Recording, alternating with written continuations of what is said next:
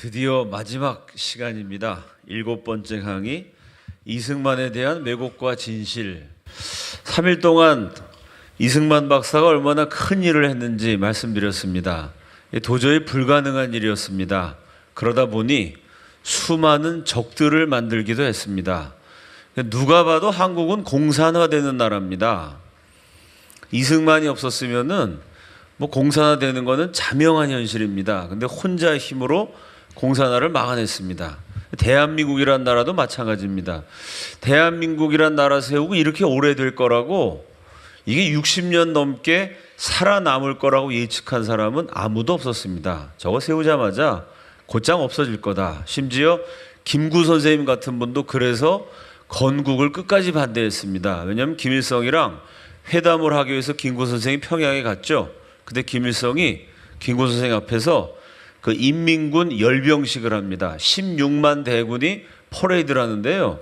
그 당시 세계 최강대국이었던 소련 때 탱크를 앞세우고 전투기에 박격포에 다 했습니다.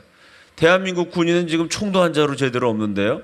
김구 선생이 딱 보니까 이건 전쟁 나면은 대한민국이라는 나라는 그냥 일주일이면 다 없어지겠다. 그래서 사실은 김구 선생이 끝까지 대한민국 건국을 반대하니까 그 당시 공산화되기 이전입니다. 그 모택동의 공산군과 싸우고 있었던, 오늘날의 대만이 된 나라죠. 자유중국. 원래는 중국을 통치했습니다. 그 장개석 총통이 유어만이라는 외교관을 보냅니다. 그 유어만이라는 사람은 김구 선생님 아들의 친구였어요. 그 유어만이 가서 얘기합니다. 당신 나한테 아버지 같은 사람이고, 난 어렸을 때부터 당신 아들 친구로 맨날 집에 드나들면서 국수도 먹고 밥도 먹고 아들같이 지냈습니다. 나한테 좀 솔직히 얘기해 주십시오. 빨리 지금 대한민국이라는 나라를 세워서 공산화 막아야 되는데 왜 건국을 반대합니까? 그랬더니 김구 선생이 인간적이신 분이니까 솔직하게 얘기했습니다. 내가 평양 가서 다 봤는데 인민군은 이미 남침 준비를 다 끝냈다. 그 인민군이 쳐내려오면은 대한민국이라는 나라 이거 금방 없어질 건데, 어차피 공산화 될 건데 뭐하러 나라 세우느냐. 인민공화국으로 가는 건 어쩔 수 없는 순리고 대세다. 김구 선생이 평양 가갖고도요, 이렇게 통일정부 세우기 위해서 회의하신 게 아닙니다. 어차피 공산군이 다 남한까지 휩쓸 텐데 이승만은 반공주의자라 대화가 안 될 거고, 나는 그래도 대화가 되는 사람이니까 나랑 한번 얘기해보자. 이런 식으로 김구 선생님이 자신의 정치적인 입지를 넓히려고 했던 그런 발언 기록들이 다 있습니다. 제가 말씀드린 내용도 역사 증거로 다 공개가 된 내용입니다. 자, 이렇게 누가 봐도 이 대한민국이라는 나라는 세워지기 어려운 나라였고 없어지는 나라였는데, 이승만이라는 한 위대한 고집쟁이죠. 이승만의 고집으로 나라를 세우고 지금까지 지켜내서 우리 5천년 역사상 가장 번영하는 그런 참 나라가 되었습니다. 근데 그걸 역으로 뒤집으면은 혼자 힘으로 나라 세우고 혼자 힘으로 공산당 막았으니 대한민국 건국을 반대했던 수많은 사람들, 공산화를 추진했던 수많은 사람들, 실제로 그 당시에는요, 공산주의가 그렇게 나쁜 건지 모르고 공산주의 지지하는 사람이 꽤 많았습니다. 북한에도 많았고 남한에도 많았어요. 그 많은 사람들한테는 이승만은 원수입니다. 그래, 이승만을 죽이기 위해서 별짓을 다 하죠. 이승만을 제일 많이 연구한 나라가 어딜까요? 당연히 북한입니다. 왜? 이거 쳐내려가서 6.25 전쟁까지 일으켜서 공산화 되기 직전까지 갔는데 이승만이 미군을 끌어들였잖아요. 6.25 전쟁 터진 게 1950년 6월 25일. 그 1년 전인 1949년 6월에 미국은 한국에서 철수했습니다. 미군 철수한 지 1년 지나갔고 미국이 다시 군대를 이끌고 올 거라고는 아무도 상상을 못했어요. 근데 이승만이 자기 40년 친구였던 메가더라든지 또 전쟁 터지자마자 한국에 군사 보내야 됩니다 라고 주장했던 그 국무장관 존 포스터 덜레스, 오늘날까지 미국 사람들이요, 가장 위대한 장군이 누구냐? 그럼 메가더. 가장 위대한 국무장관이 누구냐? 그럼 존 포스터 덜레스. 미국인들이 지금까지 존경하는 두 사람입니다. 그 두 사람의 특징은 뭐냐? 둘 다 이승만의 40년 친구예요. 제가 말씀드린 것처럼 메가더는 소령 때부터 이승만이랑 친했고, 존 포스터 덜레스는 이승만의 조지 워싱턴 대학 동창생입니다. 프린스턴 대학교 박사과정 동창생이에요. 학사하고 박사학위를 같이 땄습니다. 심지어 기숙사에서 같이 살았어요. 이승만이 둘도 없는 친구라 끊임없이 이승만으로부터 한국에 대한 얘기를 들었고 너네 미국이 한국 도와줘야 된다는 부탁을 받았습니다. 그러니까 민간인 가운데 최고 지도자였던 존 포스터 덜레스 국무장관, 군인 가운데 최고 지도자였던 존 메가더 총사령관, 이 두 사람이 전쟁 나자마자 당연히 한국을 도와야 된다. 트루만 대통령도 돕자. 그래서 결국 150만 대군을 보내 한국을 지키게 됩니다. 그 김일성 입장에서는 이승만 하나만 없었으면 공산화 됐는데 이승만 때문에 공산화가 안 됐으니 얼마나 화가 났겠어요. 전쟁 끝나자마자 북한의 역사학자들, 이 분야 관련된 사람 3,000명을 모읍니다. 김일성이. 그리고 이승만을 연구하도록 시켜요. 두 가지 목적이죠. 첫째, 이승만의 그 외교술을 배워라. 이승만이 외교 하나 가지고 강대국 주물렀거든요. 그래서 이승만의 외교 정책을 가장 충실히 계승한 나라가 참 아이러니하게도 북한입니다. 그러니까 어떻게 할 수 있냐면요. 북한의 외교를 뭐라 그러죠? 벼랑 끝 외교라 그래요. 들어보셨죠? 벼랑 끝에 막 떨어질 것처럼 그렇게 목숨을 걸고 싸우는 외교. 그 미국 상대로 중국 상대로 핵을 개발하면서 지금까지 살아남았습니다. 근데 이승만 외교를 뭐라 그랬느냐? 벼랑 끝 외교 전술이라 그랬어요. 원래 벼랑 끝 외교 전술이라는 말이 이승만의 외교를 가리키는 말이었는데 그게 지금 북한 외교를 가리키는 말로 바꿨습니다. 왜? 이승만의 외교를 북한이 그대로 따라했어요. 두 번째는 대한민국에서 이승만을 지우기 위해서 이승만을 없애버려야 통일이 된다. 그 북한의 전략이 아주 눈부신 성공을 거두어서 지금 대한민국에서 이승만 그럼 아주 악당의 대명사처럼 됐습니다. 북한과 종북 세력이 이승만을 왜곡한 대표적인 두 사례, 우리 PPT 한번 띄워주시죠. 여기 한강 인도교 폭파 사건입니다. 6.25 전쟁 때 이승만이가 지 혼자 살아남으려고 서울 시민들한테는 국민들이여 안심하라. 점심은 평양에서 먹고 저녁은 신의주에서 먹는다. 북한군을 다 물리친다고 방송해 놓고 지 혼자 싹 도망쳤어요.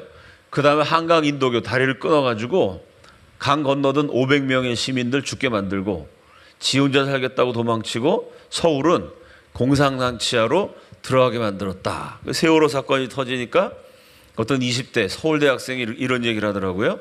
세월호 선장은 이승만 같은 놈이다. 지 혼자 살려고 애들 다 죽여버리고 죽도록 내버려두고 탈출했다는 거죠. 자, 한강 인도교 폭파 사건, 한강 다리 끊어먹고 이승만이 도망쳤다. 과연 그럴까요? 그 다음 장면이요. 인터넷에 들어가 보면 위키백과라는 거 있죠. 이 위키백과는 이승만에게 절대로 호의적이지 않습니다. 저 위키백과에 들어가 보면 완전히 이건 종북 세력인데 저기는 뭐라고 되어 있냐면 통일운동가 이렇게 되어 있습니다. 그 주한미대사 칼로 그은 사람 있죠? 김기종이라는 사람. 대낮에 미국 대사가 서울시 남북판에서 칼에 맞았습니다. 엄청난 반미주의자인데 김기종이라는 인물이 과거 정권에서는 통일부 강사였습니다. 대학교, 고등학교 돌아다니면서 통일에 대해서 아이들한테 가르치는 사람이었어요. 이게 대한민국 현실입니다. 그러니까 위키백과에도 이승만에 대해서 호의적이지 않고 종북에 적대적이지도 않습니다. 근데 그 위키백과에 한강 인도교 폭파 검색을 해봤더니 이렇게 나옵니다. 누가 폭파하라고 명령 내렸느냐? 한강 철교의 폭파는 최병덕 육군참모총장이 지시했지만 분명히 남아있는 기록은 육군참모총장 최병덕이 지시했어요. 총리 이범석이 건의하였다는 주장도 있다. 1962년 이걸 다시 재조사합니다. 재심에서 폭파 명령의 책임은 최병덕에게 있는 것으로 결론이 내려졌지만 최창식의 고문이었던 미군 크로포드 소령은 당시 폭파 명령을 내린 것은 대한민국 육군참모총장의 고문으로 있던 미군 장교라고 증언했다. 두 번이나 샅샅이 조사를 해봤더니 최병덕 참모총장이 명령 내린 건 맞아요. 근데 그 참모총장이 명령 내리도록 누가 위에서 지시했느냐? 이범석 국무총리일 것이다. 아니면 그 당시 군사 고문관으로 와 있었던 미군 계통에서 나왔을 것이다. 이 두 가지 추측이 있습니다. 중요한 건 뭐죠? 이승만이라는 이름은 없어요.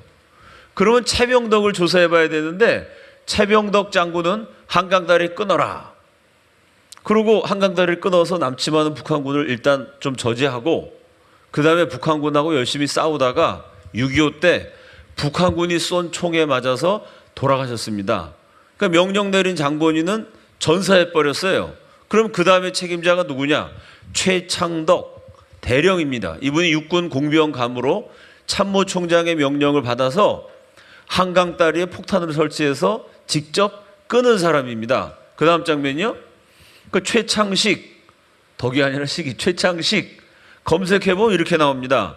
1950년 6월 한강 인도교 폭파 책임이 문제가 돼서 같은 해 9월 21일 부산에서 형을 받고 사망.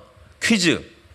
한강다리 끄는 두 책임자 최병덕 참모총장은 북한군과 싸우다가 전사했어요.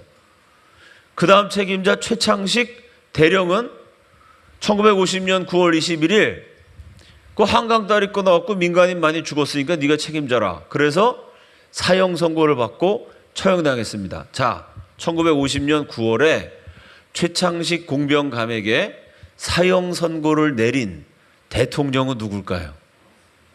그분이 이승만이에요. 그러니까 이승만이 한강다리 끊은 줄 알았더니 사실은 뭐죠? 한강다리 끄는 군인을 처형시킨 대통령이 이승만입니다. 그러니까 유족들이 꼼짝도 못했어요. 왜? 한강다리 끊는 바람에 서울 시민들이 피난도 못 가고 그래서 그때는 숨 죽이고 살다가 정권이 바뀌었습니다. 박정희 대통령은 군인이기 때문에 군인 사정을 이해해 줬어요. 그러니까 최창식 공병감 대령의 유족들이 항의를 합니다. 국가에 대고. 왜 항의를 했을까요? 우리 아버지가 무슨 죄가 있냐? 아니 전쟁통에 북한군이 쳐들어와 가지고 그 북한군의 남침을 막고 대한민국 지키기 위해서 참모총장이 다리 끊으라 그래서 우리 아버지가 끊었을 뿐인데 군인이 명령에 따라서 나라 지키기 위해서 작전을 수행한 걸 가지고 아니 뭐 누가 서울 시민 죽이고 싶었겠습니까? 나라가 망하는데 어떻게 일단 인민군을 막아야지. 아니 전쟁 때 민간인이 희생될 거 알았지만 나라 지키기 위해서 어쩔 수 없이 명령을 받들어서 한강다리 끊었는데 그것 때문에 우리 남편, 우리 아버지 처형시킨 거는 옳지 않다. 정부에 항의하면서 이걸 다시 한번 조사해달라 건의했어요. 근데 박정희 대통령 군인 출신이니까 맞다. 군인이 위급한 시기에 나라 지키기 위해서 명령에 따른 거를 전쟁하다 보면 어쩔 수 없이 민간인들도 희생되기 마련인데 그걸 가지고 그 군인을 처형시키는 것은 옳지 않다. 이게 박정희 대통령 생각이었어요. 그래서 박정희 대통령 정권이 되어서 재심이 진행돼요. 1964년 10월 23일에 재공판으로 정당성이 인정을 받아 명예가 회복됐습니다. 그러니까 이승만 대통령과 박정희 대통령이 생각이 다른 거예요. 이승만 대통령은 아무리 전쟁이라도 국군이 민간인을 지켜야지. 아니 시민들이 피난 가고 있는데 그 다리를 화약 설치해서 터뜨려 갖고 500명씩이나 죽게 만든 건 그건 잘못이다. 이승만 대통령 생각. 처형했어요. 박정희 대통령 생각은 아니 군인이 명령에 따른 걸 가지고 처형시키면 어느 군인이 명령을 따르겠냐? 그래갖고 군대가 제대로 유지가 되겠냐? 저거는 처형이 부당하다. 명예회복. 이승만 박정희 두 분의 생각이 달랐습니다. 공통점은 뭐죠? 한강 인도교 폭파 사건은 전쟁 과정에 어쩔 수 없는 사건이라는 겁니다. 예를 들어 이렇습니다. 미국이 아프가니스탄 전쟁했죠? 그때 오사마 빈 라덴이 그 쌍둥이 빌딩 테러를 해가지고 한 3,000명 넘는 미군이 죽었습니다. 그래서 오사마 빈 라덴 내놔라. 아프가니스탄의 탈레반 정권이 안 된다. 그래서 미국이 폭격을 했습니다. 근데 미국이 군인만 폭격했을까요? 미국은 최대한 군인만 폭격하려고 했었어요. 미국이 무슨 민간인 학살한 나라 아닙니다. 근데 군시설을 딱 폭격했는데 그게 전쟁하다 보면 정확하게 군시설에만 떨어지지 않습니다. 이게 꽉 폭발되면은 그 군대 와서 일하던 민간인들도 죽게 돼 있습니다. 그렇지 않겠어요? 또 이 아랍권 나라들은 어떤 수법을 많이 쓰냐면요. 미국이 폭격한다고 얘기를 해요. 저 민간인들 대피하라. 그럼 어떻게 하느냐? 이 회교권에는 이런 일들이 실제로 있습니다. 이 회교 믿는 군인들이 민간인들을 강제로 잡아요. 그래서 미국이 폭격하겠다는 지역에 민간인들을 묶어 놓습니다. 그래서 거기를 미국이 딱 폭격하면 민간인들이 죽죠. 저 미제국주의자들이 이렇게 학살했다. 미국이 학살했다는 증거를 만들려고요. 민간인을 붙잡아다가 끌어놓고 죽게도 만듭니다. 아프가니스탄 전쟁 때도 민간인 수천 명이 죽었어요. 중국의 국공내전도 마찬가지입니다.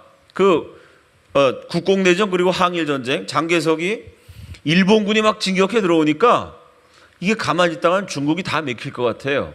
일본군의 진격을 막기 위해서 장개석 총통이 댐을 터뜨려 버립니다. 엄청나게 큰 황하댐을 터뜨려 갖고 물이 범람해요. 그 바람에 수백만 명의 집이 물에 잠겨요. 수백만의 이재민이 발생합니다. 그거 어쩔 수 없죠. 왜? 아니 적군이 쳐들어오는데 댐이라도 터뜨려서 막아야 되잖아요.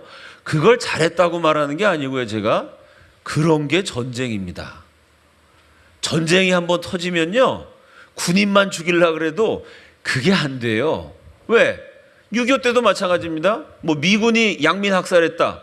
그거 왜 그랬는지 아세요? 미군이 민간인은 절대 안 죽였어요. 김일성이가 그걸 이용했습니다. 어떻게 이용했을까요? 인민군을 군복 벗고 공산군이 민간인 옷 입게 만들었어요. 그 민간인이 지나가면 미군은 인명을 존중했기 때문에 민간인 지나가면 그냥 내버려둬요. 그럼 어떡하죠? 인민군이 민간인 옷 입고 지나가다가 미군 기지에다가 수류탄 하나 딱 던지고 가요. 그런 거 민간인 살려준 것 때문에 미군 수십 명, 수백 명이 죽습니다. 그런 사건이 수백 건이에요. 그러니 민간인이 와도 미국 입장에서는 민간인인 줄 알고 통과시켜줬더니 저놈이 폭탄 터뜨려서 내 눈이 날라가고 다리가 날라가. 그럼 어떻게 되죠? 민간인이든 뭐든 수상한 놈 쏴버리게 돼요. 이게 전쟁입니다. 그러니까 전쟁을 한다는 거는 그렇게 우리가 생각한 것처럼 합리적이고 논리적으로 진행될 수 있는 일이 아니에요. 어느 나라나 전쟁하다 보면은 민간인 집 불도 타고요.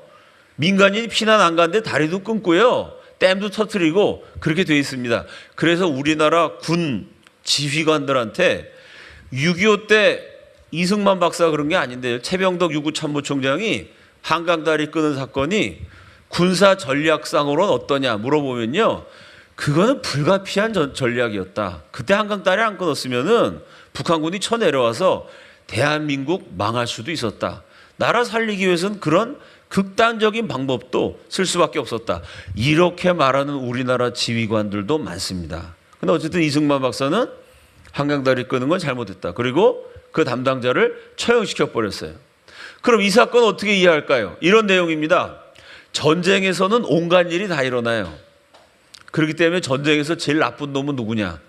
그 전쟁을 시작한 놈입니다. 아니 적군이 나를 죽인다고 총으로 쏴요. 그럼 여러분 나는 목사니까 폭력을 사용 안 해. 근데 내가 폭력 사용 안 해서 나만 맞아 죽으면 그야 순교한다고 쳐도 아니 적군이 와가지고 내 가족들을 다 죽여요. 그것도 폭력 안 쓰고 가만히 있어도 됩니까? 명색이 가장인데 말이죠. 공산당이 와서 내 아내를 막 칼로 찌른다. 어떻게 해야 돼요? 작대기라도 두들겨 패야죠. 그러면 공산당이 내 가족 죽이기 때문에 내가 작대기를 들고 때렸으니까 나는 폭력배가 되나요? 그건 폭력배가 아닙니다. 인간이 살기 위한 본능이죠. 그럼 내가 왜 폭력배가 돼서 사람을 때렸을까요? 그놈이 쳐들어왔으니까 때렸죠. 그래서 전쟁에서 제일 중요한 거는 누가 전쟁을 일으켰느냐. 그게 제일 중요해요. 예를 들면 이런 겁니다. 어린애가 곤히 잠을 자고 있어요. 근데 시카를 든 근육이 울퉁불퉁한 깡패가 새벽에 쳐들어왔어요. 애를 죽인다고 깡패가 시카를 휘둘러요. 이 5살짜리 꼬마가 그 시카를 피하면서 어떻게 살아남았어요? 그리고 도망쳐 나왔는데 5살짜리가 이 근육이 울퉁불퉁한 깡패 시카를 피해서 도망치다가 미끄러졌어요. 그만. 미끄러지는 바람에 그 집안의 가보로 있던 도자기를 깨뜨렸어요. 그럼 여러분 그 5살짜리 애를 앉혀놓고 요놈아 너는 가보를 깨뜨렸으니까 진짜 나쁜 놈이다. 이게 역사의 정의인가요? 야, 너 그 깡패가 칼 휘두르는데 어떻게 살아남았냐? 그 도자기 깨진 거 아깝지만 그 어쩔 수 없지. 살아남은 네가 장하다. 어느 게 옳은 거예요, 여러분? 똑같습니다. 6.25 전쟁은 뭐냐? 북한은 6.25 때 식칼을 든 깡패. 북한의 군사력은 대한민국보다 100배 이상 강했어요. 전쟁 터지고 3일 만에 수도 서울에 함락됐고 3일 만에 대한민국 8만 5천 명 군인 가운데 절반 이상이 죽거나 행방불명이 돼버렸어요. 대한민국 국방력이 3일 만에 아주 박살이 날 만큼 약했습니다. 사람에 비유하면 대한민국은 곤히 잠들고 있는, 실제로 6월 15일 날 그 일요일이라 가지고 그 전날 또 우리나라 군대에서 큰 파티가 있어서 다 술 먹고 곤히 잠자고 있었어요. 군 지휘관들이. 대한민국은 곤히 잠든 5살짜리 어린애처럼 약했고, 북한은 준비를 다 하고 쳐내려왔기 때문에 근육이 울퉁불퉁한 데다가 식칼을 휘두르는 깡패였습니다. 그 깡패의 식칼을 피하다가 대한민국 군인들이 실수로 미끄러져 가지고 한강다리 끊어서 민간인 500명에서 700명 죽게 만드는 귀중한 도자기를 깨뜨렸어요. 그걸 가지고 도자기 깬 놈이 죽일 놈이다. 이건 역사의 정의가 아닙니다. 누가 죽일 놈이에요? 쳐들어온 김일성이가 죽일 놈이지 왜 전쟁 일으켜갖고 500만 명씩이나 죽게 만듭니까? 전쟁 일으킨 김일성은 욕 안 하고 전쟁 때 도망치느라고 나라 지키느라고 한강다리 끄는, 그것도 이승만이 끊으라고 명령한 내용도 없는데 말이죠. 그 이승만이가 서울 시민을 인질로 잡아놓고 지 혼자 살겠다고 한강다리 끊어먹고 도망쳤다. 천만의 말씀입니다.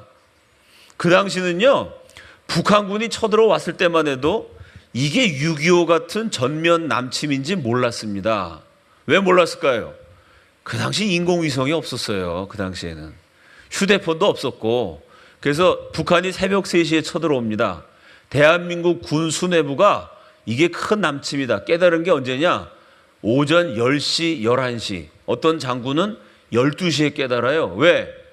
그 당시 전화도 없고 휴대폰도 없고 사진기도 없으니까 북한이 확 쳐들어왔는데 이게 큰 전쟁인지 아무도 몰랐습니다. 그럼 시민들한테는 시민들이 안심하라. 왜 방송했느냐? 그거 시민 속인 게 아니냐?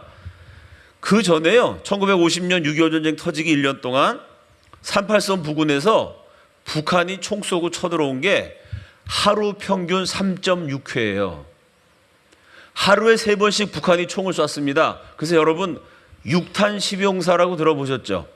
북한이 탱크 몰고 오는데 우리 군인이 탱크가 없으니까 포탄을 끌어안고 북한 탱크에 뛰어들어갔고 탱크를 부셨어요.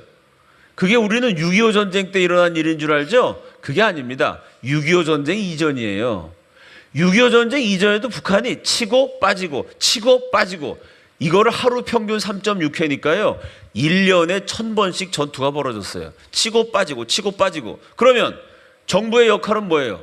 북한이 쳤는데 시민들이 다 불안해. 이러다 나라 망할 거 아니야? 그렇게 불안할 때 방송으로 국민 여러분 안심하십시오. 우리 국군이 물리쳤습니다. 거짓말이 아니죠. 쳐들어왔는데 국군이 싸우면 다시 빠지고 다시 쳐들어오면 빠지고 하루 3번씩 맨날 그랬으니까 6.25 전쟁 터졌을 때도 그런 건 줄 안 거죠. 국민 여러분 안심하십시오. 우리 국군이 물리치겠습니다. 그리고 앞에서 막 물리치려고 봤더니 이건 물리칠 수 있는 게 아니에요. 치고 빠지는 게 아니라 20만 대군으로 쓸어 내려온 겁니다. 그때 20만 명이 남침한다는 거를요, 대한민국 국민 아무도 몰랐고요. 북한 군인도 몰랐어요. 왜? 이게 극비 상황인데 만약 김일성이가 북한군한테 우리가 남침해서 부산까지 진격한다 이렇게 명령 내려서 어떡할까요? 그러면 대한민국 스파이가 북한군에 다 숨어 있다가 그거 얘기 듣고 이승만 대통령한테 각하 김일성이가 전면 난침을 합니다 보고를 했겠죠. 그런 군사 기밀은 전쟁할 때 비밀로 해야지 그걸 누가 얘기를 합니까? 그러니까 북한 군인들도 군사훈련하러 간다, 군사훈련 가는 줄 알고 쳐들어왔지 이게 부산까지 쳐내려가는 큰 전쟁으로 발전할 건지는 남한도 몰랐고 북한도 몰랐어요. 그렇게 모르는 사이에 우왕좌왕하다가 한강다리도 끊고 이런 여러 가지 실수를 한 거죠. 6.25 때 최일선에서 북한을 막아야 되는 우리나라 육군 장군이 전쟁 난 소식을 어디서 들었냐면요, 노량진 수산시장에서 들었어요. 왜? 6월 25일 날 일요일이라 그날 친구들 다 불러놓고 집에서 잔치를 하기로 했어요. 근데 사모님이 나 음식 준비하느라 바쁘니까 당신 가갖고 회 좀 떠갖고 오라고. 그 노량진 수산시장에서 회를 막 뜨고 있었어요. 근데 갑자기 방송이 울립니다. 아무개 장군이 여기 있으면은 빨리 부대로 복귀하라고. 그게 뭔가 하고 시장 밖에 나왔더니 찝차가 딱 대기하고 있는 거예요. 장군이 큰일 났습니다. 뭐야? 북한이 쳐들어왔습니다. 걔네 맨날 쳐들어오잖아. 이번에는 뭐 대규모로 쳐들어왔습니다. 그래? 그때가 낮 12시예요. 북한이 쳐들어온 게 새벽 3시고 지금 같으면 휴대폰으로 전화하고, 그죠? 지금 같으면 인공위성 촬영해갖고 북한이 어떻게 오는지 다 알죠. 그때 그거 없어가지고요. 전화기도 없었어요. 북한이 쳐내려올 거를 제일 먼저 알았던 사람이 누구냐? 그 당시 원래 그 남노당 공산주의 활동을 하다가 이게 잘못됐다 생각하고 돌아서려고 그러는데 돌아서기 직전에 체포된 사람이 박정희 대통령입니다. 박정희가 원래 공산주의 운동하다가 전향하신 분이죠. 이 박정희가 아무리 보니까 이게 북한이, 박정희는 최전방에 첩보부대에 있었어요. 이게 북한 애들 움직임이 심상치 않아요. 그래서 박정희 대통령이 6월 25일 날 고향 구미에서 친척의 결혼식이 있습니다. 또 어머니 제사도 있고, 그래서 오랜만에 고향에 내려가다 안 갈 수가 없어요. 그래서 고향에 내려가면서 자기 같은 부대에 일하던 후배한테 얘기를 합니다. 지금 전방에 아무래도 이게 큰 사단이 날지 모르니까, 그때도 뭐 큰 전쟁인지 몰랐어요. 박정희도 사단 날지 모르니까 무슨 사건이 일어나면 나한테 전보를 치라고. 근데 그 당시 전보를 지금처럼 이렇게 전화가 있는 시기도 아니고요. 전보하고 전화를 해야 되는데 전화기마저 그 당시엔 집집마다 없었습니다. 한국 그렇게 못 사는 나라였어요. 그래서 박정희가 어디 연락처를 남겨주고 가냐면요, 구미 우체국, 동네마다 우체국은 하나씩 있잖아요. 그 우체국에다가 전보를 보내면 박정희 대통령이 나중에 시간 나면 우체국에 들려서 전보가 왔는지 안 왔는지 확인하고 가겠다. 그러고 내려갑니다.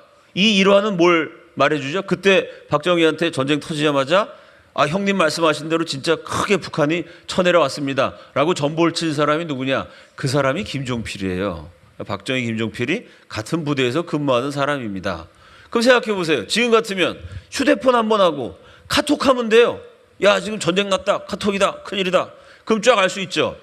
그 당시는 어떻게 되냐면요, 서울에서 구미에 있는 우체국에다가 전보를 치면 그 우체국에서 전보를 갖고 하루 종일 기다려요. 그럼 박정희 대통령이 결혼식 갔다가 어머니 제사 지내고 지나오는 길에 들려서 전보를 보고 전쟁이 났구나, 이렇게 확인하던 시대입니다. 전화도 할 수가 없고 촬영도 못하고, 그러니 초창기 북한이 쳐내려온 거에 당한 거죠. 그래서 이게 전면 전쟁이도 모르고 국민들 안심하라 이렇게 얘기했던 거죠. 자, 이런 전후 역사를 다 무시하고 이승만이가 북한 쳐들어오자마자 지 혼자 살려고 한강 다리 끊어먹고 도망쳤다. 역사 왜곡입니다. 거기다 올해는 여기서 한 걸음 더 나가 이승만이 일본으로 망명하려고 그랬다. 그런 보도가 나왔죠? 그거는 조작이에요. 어디에도 없는 증거를 KBS 기자가 지 맘대로 막 조작을 해가지고 얘기한 겁니다. 그래서 정정보도하고 그 뉴스를 보도한 KBS 기자 4명, 그러니까 밑에서부터 위까지 쫙 처음에 작성한 기사 작성한 기자, 그 위에 이게 뉴스에 나가기까지 밟아야 되는 계통이 있잖아요.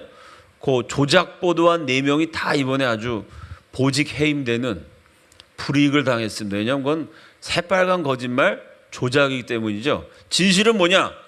대한민국이 북한이 쳐내려가고 한국이 부산까지 밀렸습니다. 낙동강, 경상, 지금의 경상 북도, 경상남도 뭐 요 정도만 남기고 싹 우리가 북한한테 맥혔죠. 그때 미군이 와갖고 이승만을 설득합니다. 각하, 이게 지금 전쟁이 위험합니다. 그러니까 이 한반도를 좀 벗어나서 일본으로 가시든가, 아니 하와이로 가시든가, 너무 멀리 가기 싫으면 요 제주도라도, 일단 육지가 위험하니까 제주도라도 좀 이렇게 피신을 해가지고 망명 정부를 좀 세우십시오.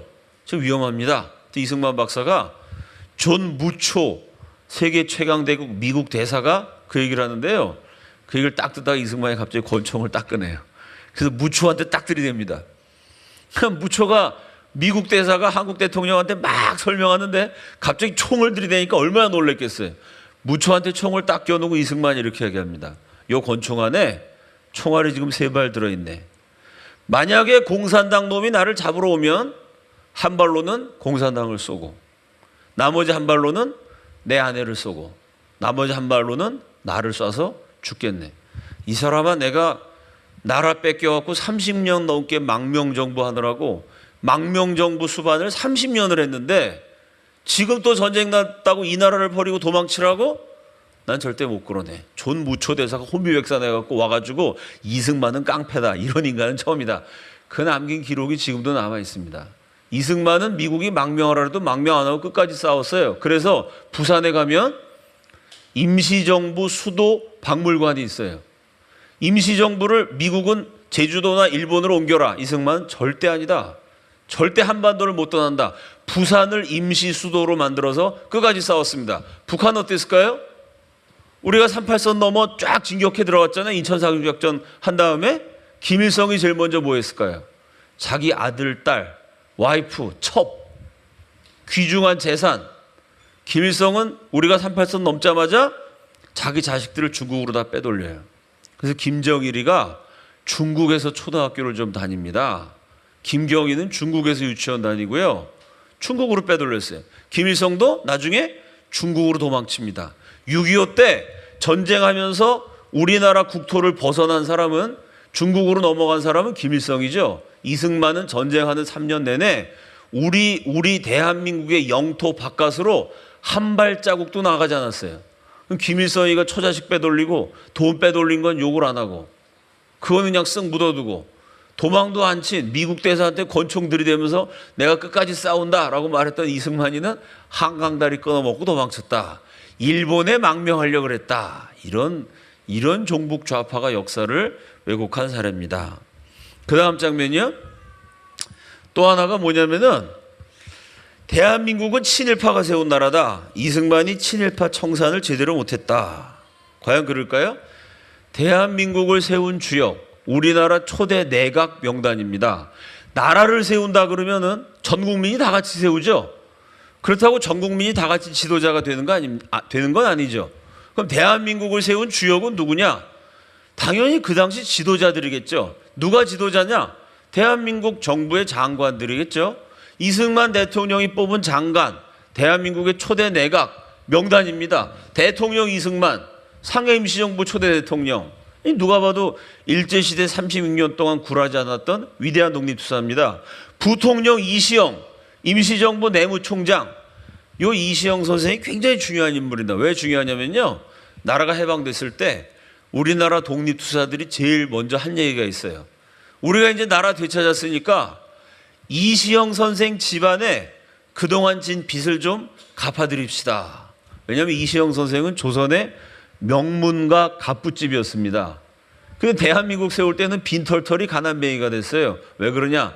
요즘 돈으로 환산하면 그게 한 60억 정도 된다 그래요. 60억 전 재산을 독립운동하는데 다 바쳤어요.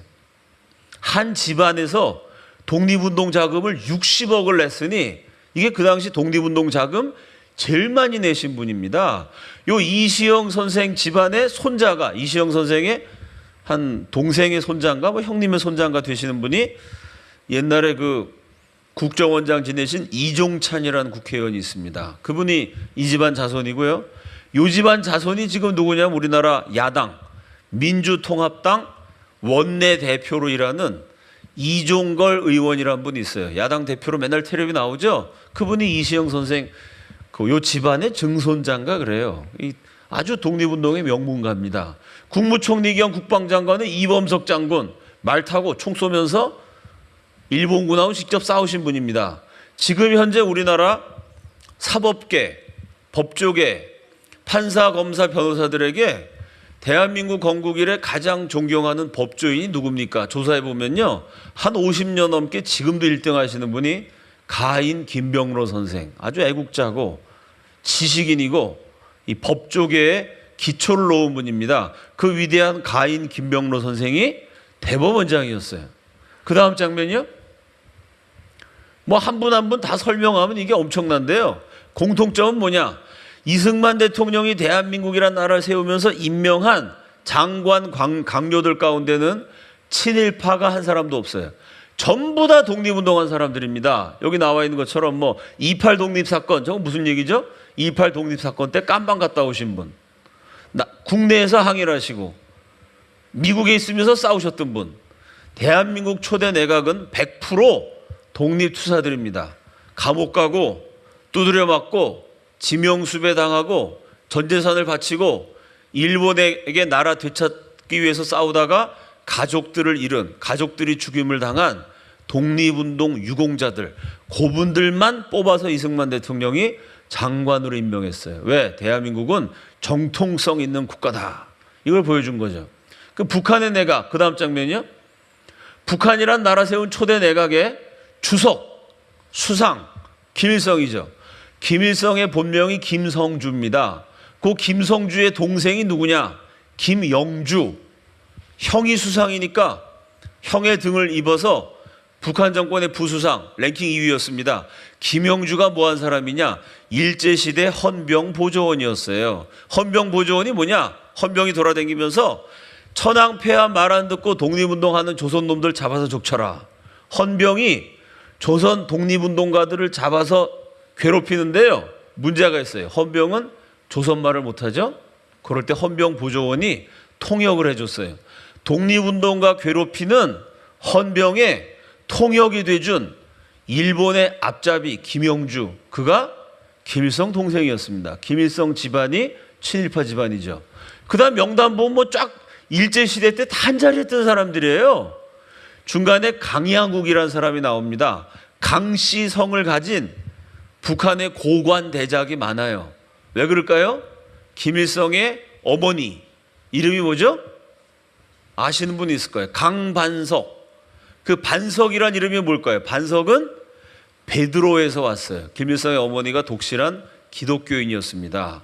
강반석이에요. 강양욱은 누구냐? 김일성의 작은 할아버지예요. 김일성의 작은 할아버지 강양욱이 북한 내각을 만들 때는 서열 11위였는데 나중에 이 사람이 어버이 수령의 할아버지니까요. 출세를 해가지고 김일성 주석 밑에 강양욱 부주석 랭킹 2등까지 올라갑니다. 이 김일성의 작은 할아버지가 뭐한 사람이에요? 일제시대 도의원. 그 도 지역을 책임지는 일본의 앞잡이였습니다. 그 다음 장면이요. 이거 뭐 되게 길어요. 두 번째도 마찬가지입니다. 이활 북한군 초대 공군사령관, 북한의 평양에 혁명 열사 능이 있습니다. 우리나라로 치면 국립묘지죠. 거기 묻혀있는 북한 최고의 조종사입니다. 이 이활이라는 사람이 6.25 전쟁 때 우리 국군 유엔군을 엄청나게 많이 죽였어요. 왜? 남한과 북한을 통틀어 전투기를 제일 잘 모는 우리 민족 최고의 공군 전투기 조종사였습니다. 이 이활이요, 김포공항을 폭격해가지고 김포공항을 6.25 때 쑥대발로 마트로 만든 사람입니다. 일본군 출신이에요. 김달삼, 조선노동당 4.3 사건 주동자. 이게 왜 중요할까요? 제주도에서 4.3 사태가 일어났죠? 우리나라 중학교 고등학교 교과서에 보면 통일을 부르짖는 민중의 염원을 분단을 획책하는 이승만 도당이 막 제주도민들 통일과 민주주의를 부르짖는데 이승만이 군대 보내갖고 제주도민들 닥친 대로 학살했다. 4.3 사건은 살인마 이승만 도당이 저지른 악행이다. 이렇게 얘기합니다. 과연 그럴까요? 4.3 사태 주모자였던 김달삼이가 북한 초대 내각의 명단에 오른 사람입니다. 요 김달삼이요, 북한의 고관이었고 6.25 전쟁 터졌을 때 김달삼이 연대장으로 북한군을 이끌고 쳐들어와요. 그럼 생각해 봅시다. 아니, 북한 정권의 한 자리 차지한 사람이 6.25 때 공산군 이끌고 대한민국 쳐들어온 사람이, 그 사람이 민주주의자입니까? 북한의 고위 관료가 제주도에 와갖고 폭동을 일으켰는데 그게 민주적인 시위고 민주항쟁입니까? 이게 말이 안 되죠. 그거는 북한군이 남한에 들어와갖고 대한민국 정부를 무너뜨리기 위해서 일으킨, 그거는 공산 폭동이라고 봐야죠. 그게 제주 4.3 사태입니다. 근데 그걸 뭐 민주적인 시위를 이승만이 탄압했다? 그럼 김달삼은 어디서 나온 거예요 도대체? 4.3 사태 주모자가 어떻게 북한의 고관 대작이 되고, 아니 4.3 사태가 공산주의자 빨갱이가 일으킨 게 아니라 민주주의자가 일으킨 거면 그 주모자인 김달삼이는 왜 공산군이 됐을까요? 민주주의하면 공산군이 아니라 유엔군이 돼야죠. 그 다음 장면이요, 꽤 깁니다. 세 장에 걸쳐서 북한 초대 내각을 보면 100% 친일파예요. 친일파. 북한이 이렇게 친일파인데 이 사람들은 공통점이 뭘까요? 친일파면서 공산주의자죠. 이 공산주의자들을 탁 등용해갖고 정부를 만들었어요. 그리고 반공주의자, 공산당에 반대하는 사람을 친일파로 몰아서 다 죽였습니다. 그래서 북한에서 수많은 사람을 죽였어요. 죽일 때 뭐라고 그랬냐면 이놈은 악질 반동분자 친일파다 이러고 죽였어요. 그걸 가지고 북한은 친일파 청산을 잘했다. 친일파 청산 잘한 게 아니고요. 공산당에 반대하는 사람을 친일파로 누명을 씌워서 죽였습니다. 대표적인 이 사람 친일파 민족반역자라는 이름으로 행방불명돼가지고 없어져 버린 분이 조만식 선생, 조만식 장로님입니다. 조만식 선생은 친일파가 아니에요. 일제시대 때 북한에서 독립운동 제일 열심히 하신 분입니다. 그 조만식 선생이 친일파라는 이름으로 처단당했죠. 자, 그러면 그 이승만이 친일청산을 제대로 했느냐? 제대로 할 수가 없었습니다. 왜 그럼 이승만 박사는 친일파를 싹 쓸어버리지 못 쓸어서 저런 오해를 받을 빌미를 제공했느냐? 자, 이승만 박사가 쓴 글에 이렇게 돼 있어요. 석탄 캐는 기술자를 친일파라고 때려잡으면 누가 얼어 죽겠느냐? 일본 놈들이요, 우리나라에 와갖고 석탄 지하자원을 뺏어갔어요. 여러분, 제가 여러분한테 삽 한 자루씩 드리고 석탄 캐세요. 그럼 캐올 수 있겠어요? 더비교의 땅을 막 파면 석탄이 나옵니까? 석탄 캐는 게 기술이 필요해요. 석탄 캐려면 지질 조사해야 되고요. 땅굴을 과학적으로 뚫어야 되고요. 그 다음에 그걸 끌어내오려면 이렇게 뭐 철도 시설도 놔야 되고 이게 보통 기술이 아닙니다. 지금의 대한민국은 석탄 캘 수 있는 기술 아무것도 아니죠. 우리나라 해방되던 당시 남북한 통틀어 3천만 명, 3천만 인구 가운데 한글을 읽을 줄 아는 사람이 12%, 88%는 이름도 못 써요. 문맹자입니다. 중학교 졸업한 사람이 2만 7천 명, 0.8%에서 0.9%. 여러분 생각해 보세요. 지금 서울대학 들어가려면 전국에서 학생들 가운데 상위 1% 정도 들어야 되잖아요. 그 당시는요, 중학교만 졸업해도 상위 1%예요. 그건 무슨 얘기냐? 중학교 졸업한 사람 2만 7천 명이 다스리는 나라. 그게 뭔지 우리는 몰라요. 지금 대한민국은 대학 졸업한 사람이 70%입니다.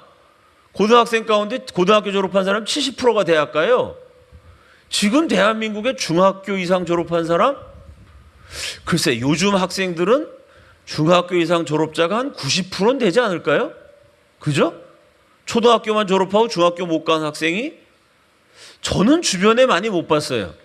최소한 중학교 졸업자가 90%는 됩니다. 지금 우리나라 그렇게 잘 살고 잘 배운 나라가 됐어요.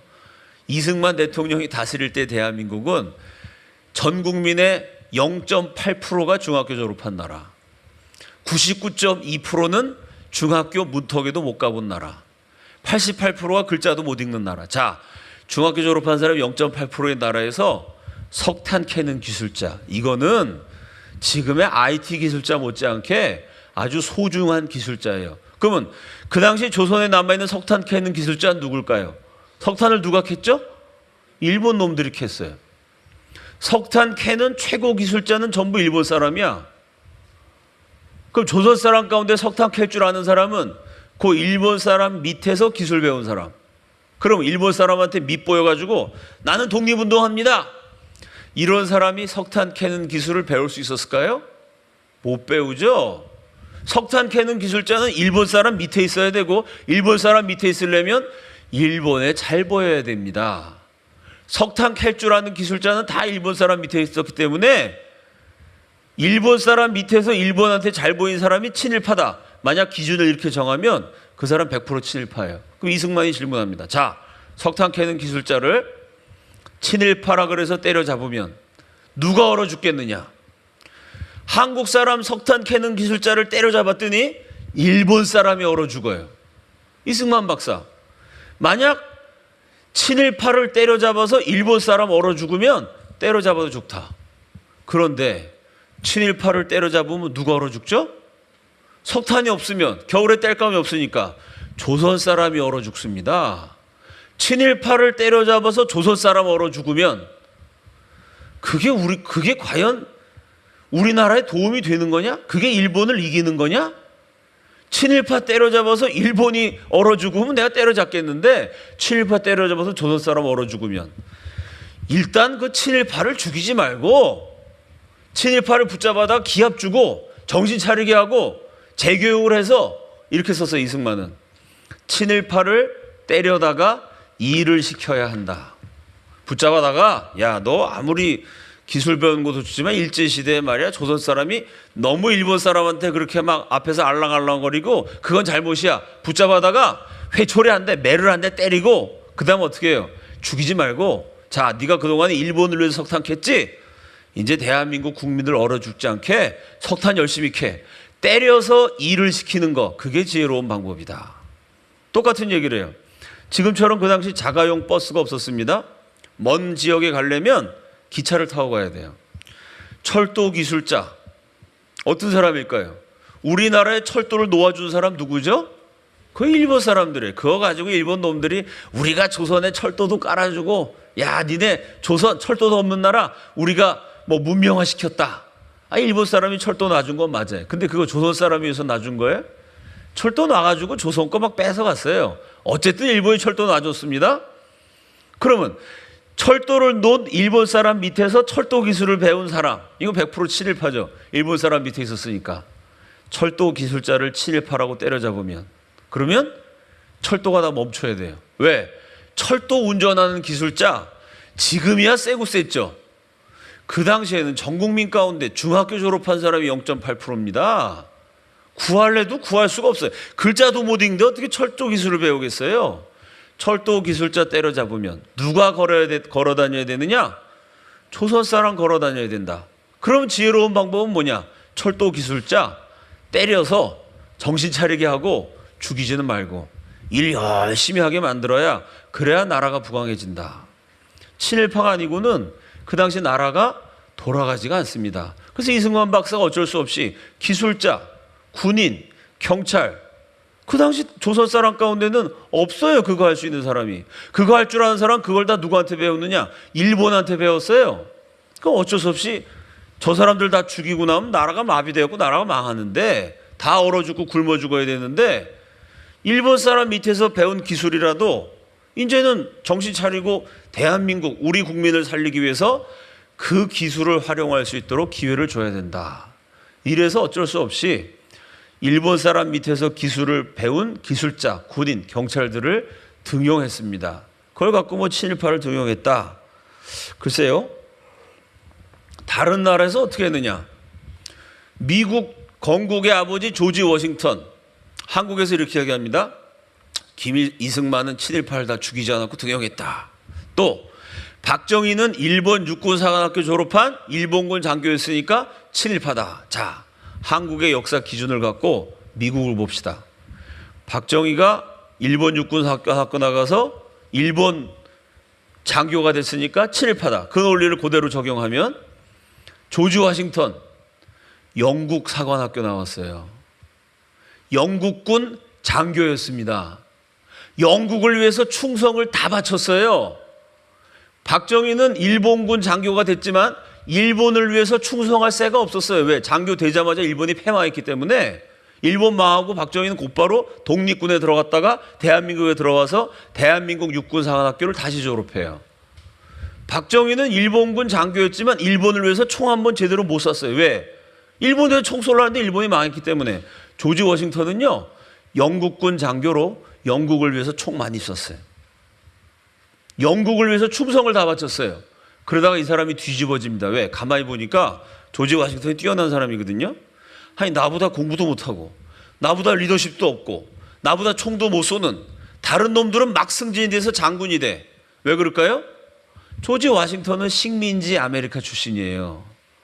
조지 워싱턴보다 전쟁도 못하고 사관학교 때 공부도 못한 놈들이 저 영국 귀족 가문이야. 본토 출신만 장군이 되지 식민지 아메리카 출신은 아무리 똑똑해도 장군을 안 시켜줬어요. 그때부터 조지 워싱턴이 불만을 가지고 야, 이거 뭐 아메리카 대륙 이거 식민지 출신이라고 말이야. 영국 놈들이 저렇게 차별해도 돼? 한창 열받아 있는데 딴 사람들이 막 독립전쟁을 한다는 거예요. 조지 워싱턴이 가보니까 영국으로부터 독립하겠다고 막 말을 하는데 전쟁을 할 줄은 몰라요. 전쟁을. 왜? 전쟁은 사관학교 나온 제대로 배운 전쟁 기술자들이 하는 거죠. 제대로 된 군인이 하는 거지. 민간인들이 뭐 말로만 독립하자 이러지. 뭐 총 쏘고 전쟁하고 이거 할 줄 모르잖아요. 전쟁할 줄 아는 사람은 영국 출신밖에 없어요. 그 당시에. 조지 워싱턴이 가만 보니까 얘네들이 뭐 독립을 하자 그러는데 이게 총도 못 쏘고 전쟁도 못 해. 어차피 내가 뭐 영국에 충성을 다 바쳤는데 영국이 나 진급도 안 시켜주고 독립운동이나 하자. 이러고 조지 워싱턴이 영국군 장교였던 거 버리고 독립군에 가담해서 그 뛰어난 지도력으로 영국 사관학교에서 배운 기술로 영국군을 물리칩니다. 그리고 미국 대통령이 돼요. 자, 일본에서 배운 기술을 가지고 박정희는 한국을 발전시켰는데 한국에서는 친일파라 그래요. 그 기준으로 따지면 여러분 미국 사람 만나가지고 야, 니네 조지 워싱턴 영국 사관학교 나왔지? 영국을 위해서 충성을 바쳐갖고 전쟁 많이 했지? 그러니까 친영파야. 그랬다가는 맞아 죽습니다. 영국에서 아무래도 조지 워싱턴 친영파라고 안 그래요. 박정희랑 똑같은 사람 누구냐? 얼마 전에 싱가포르를 만든 리콴유가 세상을 떠났습니다. 보셨죠 여러분? 싱가포르가 원래 별 볼 일 없는 한적한 어촌이었어요. 나라도 아니었습니다. 말레이시아, 말레이 연방 가운데 조그만 어촌인데 중국계, 중국 이민자들이 많이 사는 가난한 도시였어요. 그 한적한 어촌을 싱가포르라는 국가로 만들어가지고 세계적인 경제 대국을 만든, 나라는 작지만 경제적으로는 뭐 국민소득 4만 달러, 5만 달러 되는 세계 최고 수준의 부국입니다. 세계에서 제일 깨끗한 나라, 질서 있는 나라. 그 리콴유가 죽었을 때 전 세계 한 90여 개국에서 거기 장례식에 참석해서 리콴유를 아주 존경한다 그랬어요. 전 세계적인 존경을 받고 세상을 떠난 싱가포르의 아버지 리콴유. 그 리콴유는요, 박정희하고 출신 성분이 똑같아요. 어떻게 똑같으냐? 리콴유가 싱가포르에서 학생이었는데 어느 날 일본군이 싱가포르에 쳐들어와요. 리콴유가 보는 앞에서 일본군이, 원래 리콴유는 중국계였거든요. 중국의 후손입니다. 리콴유의 동족 중국 사람을 싱가포르에서 일본군이 10만 명을 죽여요. 거대한 나라 중국 이민자 10만 명이 쬐끄만 섬나라 일본 사람 손에 죽습니다. 그걸 보고 리콴유가 깨달아요. 힘이 없으면 당한다. 그러면 싱가포르의 힘을 기르기 위해서 리콴유가 어디로 갔을까요? 일본어 학원에 등록을 해요. 왜? 이 큰 나라 중국은 쇠약해지고 조그만 나라 일본은 강해져요. 그럼 강해지려면 어떻게 해야 되죠? 일본한테 배워야 돼요. 그래서 일본어 학원 들어가고 공부를 열심히 해갖고 일본어를 싱가포르에서 제일 잘합니다. 그래서 어떻게 됐을까요? 드디어 리콴유의 목표가 달성돼요. 그 목표가 뭐죠? 리콴유가 일본군 장교로 특채가 됩니다. 일본군 내에서도 기밀 정보를 다루는 일본군 정보 장교가 돼요. 일본의 육군사관학교 최고 엘리트 군인 코스를 밟은 사람이 한국에서는 박정희고 싱가포르에서는 리콴유입니다. 정보 장교가 딱 돼가지고 일반 싱가포르 시민들은 모르는데 리콴유는 일본군 장교였기 때문에 지금 전쟁 상황이 어떻게 돌아가고 있는지를 낱낱이 알고 있었어요. 싱가포르 시민들한테는 우리 대일본 제국이 영국, 미국을 물리치고 있습니다. 이렇게 방송했지만 그때 리콴유는 일본군 고위 장교였기 때문에 지금 일본이 밀리고 있구나. 그걸 알았어요. 그때부터 고민합니다. 조금 있으면 일본은 패망한다. 싱가포르의 살 길은 뭘까? 고민을 하면서 그때부터 준비를 착착착착 해요. 그러다 결국 일본이 딱 패망했을 때 대부분 싱가포르 주민들은 야, 일본이 이긴 줄 알았는데 왜 졌지? 우왕좌왕할 때 리콴유가 혜성처럼 등장해가지고 근로인민당 정당을 만들고 싱가포르 주민들은 단결해야 된다 이러면서 그때부터 싱가포르 지도자가 돼갖고요, 그 조그만 도시를 독립시켜서 국가로 만들고 눈부시게 발전시킵니다. 일본군 정보 장교로 2차 세계대전 때 일본군을 위해서 열심히 봉사했어요. 왜? 그 강한 나라 일본의 기술을 배워서 내 조국, 내 고향 싱가포르를 발전시키기 위해서. 근데 여러분, 전 세계 90개국이 리콴유가 세상 떠났을 때 거기 장례식에 참여했는데 그 가운데 야, 리콴유는 친일파였다. 그런 사람 있어요? 싱가포르 국민이 리콴유를 친일파라고 봅니까? 일본군 출신이니까 친일파지. 그 당시 제일 강한 나라 일본한테 배워서 리콴유가 일본을 발전시켰나요? 싱가포르를 발전시켰습니다. 그럼 위대한 지도자라는 거죠. 똑같이 일본한테 앞선 기술과 문물을 배워서 대한민국 발전시킨 박정희는 지금 친일파고, 그거로 모자라서 박근혜는 친일파의 딸이고, 대한민국 기준을 갖고 놓으면요, 조지 워싱턴 친영파, 또 리콴유 친일파, 인도의 마하트마 간디 2차 세계대전 때 간디가 인도 청년들에게 이렇게 연설합니다. 인도를 사랑하는 젊은이여, 영국을 위해서 싸워라. 실제로 이렇게 얘기해요. 영국군에 입대하라. 간디의 권유를 받아서 수만 명의 인도 사람이 영국군에 실제로 입대합니다. 2차 세계대전 때 인도를 위해서 싸워요. 간디가 왜 그랬을까요? 아니, 영국이 하도 강해가지고 인도가 독립운동을 하는데 아무리 봐도 이게 독립이 안 될 것 같아요. 그럼 독립 안 되면 어떻게 되느냐? 자치권이라도 받자. 그러면 대영제국 밑에 인도가 남아있지만 인도는 영국 사람이 마음대로 휘저는 게 아니라 인도는 인도 사람들이 다스리는 자치의 권리, 그거라도 좀 받아내야 되겠다, 이렇게 생각합니다. 그러면 영국 정부한테, 야, 너네 영국 사람은 영국이나 다스리고 인도는 우리가 다스릴 테니까 너네 영국은 그냥 감독만 해. 제안했더니 영국에서 뭐라 그러죠? 야, 니네 인도가 우리 영국을 위해서 해주는 게 아무것도 없는데 우리한테 뭔가를 요구하려면, 우리한테 받아가려면 너네도 뭔가 주는 게 있어야 되잖아. 그러면서 영국이 요구한 게, 그러면 2차 대전 때 인도의 젊은이가 영국군이 돼서 영국을 위해서 싸워주면 그럼 인도의 자치권을 줄게, 이렇게 영국이 제안을 합니다. 간디가 그 제안을 받아들여요. 왜? 그게 현실입니다, 여러분. 이상적으로는 영국군 싹 쫓아내고 인도인의 나라를 만들자, 그거는 소설 쓰는 사람 머릿속에나 가능한 거죠. 영국군이 순순히 물러나 줍니까? 인도인들이 물러나라 데모하면 영국군이 가만히 있겠어요? 총 쏘죠. 수십만 인도인이 죽었습니다. 이게 현실이에요, 현실. 이 현실 속에 실제로 인도를 통치하고 있는 영국군이 인도 사람을 좀 덜 괴롭히고, 인도인이 인도를 다스리는 자치권을 조금이라도 받아내려면 영국이 요구하는 걸 들어줘야 돼요. 세상 역사는 이렇게 흘러가는 겁니다. 그래서 간디가 인도 젊은이 수만 명을 2차 세계대전 때 영국군에 입대시켜요.